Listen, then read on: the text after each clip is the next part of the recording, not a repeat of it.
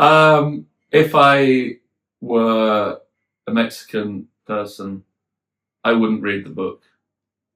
If you don't read the book, then you can't complain. You know what I mean? Maybe I'm not the person to be talking about their kind of... Well, I'm not the person to be talking about their sort of divine entities. But you did do that. Yeah, because there's no book without that. I say it's a character, it's a god. There's no book without that character. That character. Yeah, the god that I can't remember his name. His Pilacocci or something. We better go and see if she's okay, asserted Maria. Bertie was unamused and just grunted. The pair started to make their way over to Auntie Dorothy, but were suddenly whisked away by a conga line of people, ceremoniously making their way out to the kitchen door that led into the back garden. There was some sort of tribal chanting in Spanish. Don't take this as gospel, but here's my general translation. Long live the king, Huitzilopochtli. Beneath his colourful feathers, our Lord bestows his treasures. Followed by something about pillaging Scotland, but my Spanish isn't great, unfortunately. It's clever that even the English translation rhymes, isn't it? They say, write what you know, and in many cases, write what you can actually read. No idea how to say this. But it shows I've done my research, isn't it? And not just, not just making this up on the spot. That is the god of, I think it's the god of piñatas or something like that.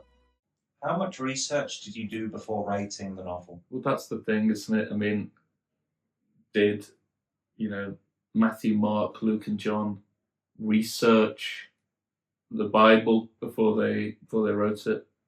Or do they just live it? I'm writing it and I'm living it in the moment. I'm saying the things that are happening, saying what the characters are doing. It's very much, in my mind, a documentary of an imagination. Why do I need to research? I'm not saying that Jesus Christ was imagined, but... What are you saying? Well, I'm just trying to deflect. A young Latin man tailed the parade, holding aloft, in all its glory, a feathery papier-mâché masterpiece. It was, of course, Gonzalo, holding the king of the party, the piñata. It glided across the patio with a powerful aura. It wasn't a decoration, it was a declaration. The king had arrived. This particular piñata was like no other, and it soon dawned on Bertie and Maria that the structure resembled a familiar face. This particular piñata was a life-size model of old Auntie Dorothy. How did you research the Mexican god? I think there's, on the Wikipedia page of piñatas, he's mentioned. So part of your research was typing in piñata to Wikipedia. Yeah, but what else can you sort of... what else can you do? I mean, I've never hit a piñata. And you can imagine it, can't you, really? I mean, what we know of Auntie Dorothy is she's almost like a candle wax slopping over the edge. You could probably make a good one with papier-mâché, which, by the way, I actually have no idea how to spell. And this damn program won't autocorrect it for me. The papier-mâché, it's probably got umlauts on one of those little triangles. But we'll leave it as it is, because its creator had obviously spent countless hours perfecting every last weave and fold of its design. The way her skin melted over her features. This didn't seem to finish this sentence for some reason, so hang on a minute. Over to create the illusion of a second, third nose. I don't know if it's supposed to be part of the previous sentence or... you know what? Done. Easy this editing business, isn't it? Drew told to create the illusion of a second and third nose. Someone had even drawn yet. Perfect. What a writer. Even the way the bags under her beady eyes drooped over to create the illusion of a second and third nose. Someone had even drawn on the handlebar moustache. Shame to spend so long on something just to bash it to a pulp 5 minutes later, I suppose. Editing in real time, efficient. How would you describe your writing style? Very much like hitting a piñata. Just whack after whack after whack, and eventually out comes the candy. Shame to spend so long on something just to bash it to a pulp 5 minutes later, though I appreciate their efforts, even for the story. Bertie was morbidly unamused by the whole ordeal. Morbidly. Most of the other guests were now derobed, rolling around the yard, oil painting themselves in tribute to the Auntie Dorothy Piñata. A good time to check out the buffet, thought Bertie. A path opened up for Maria to greet Auntie Dorothy, who was now hinging precariously on one side of the donkey she'd found herself upon. Hello, Auntie Dorothy. This is fantastic. You and Gonzalo seem to be having a lot of fun, said Maria. Auntie Dorothy didn't flinch. I brought you some lasagna. Auntie Dorothy didn't say anything, but reached out to Maria and took a ceramic pot of her home-baked delicacy before promptly tipping it out on her lap without the bat of an eyelid. You could hear the sizzle as her skin burned. She didn't even flinch. She only rolled her toothpick to the other side of her lips.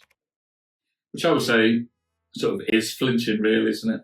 Strange thing for me is that this is the first time that lasagna is mentioned. Wasn't she in a conga line 5 seconds ago? Can't really be in a conga line whilst carrying a hot shirt. It's burning hot as well.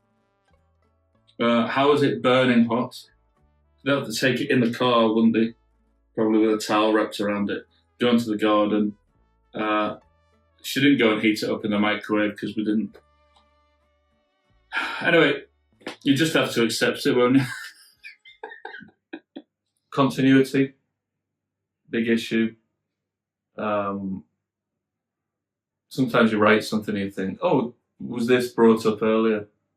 Now I've got to bring it up earlier. But now, in the middle of a sentence, this guy's getting his dick out or something, and, for a callback later. Why was he doing it? If you don't plan these things out, then you're in trouble, I think.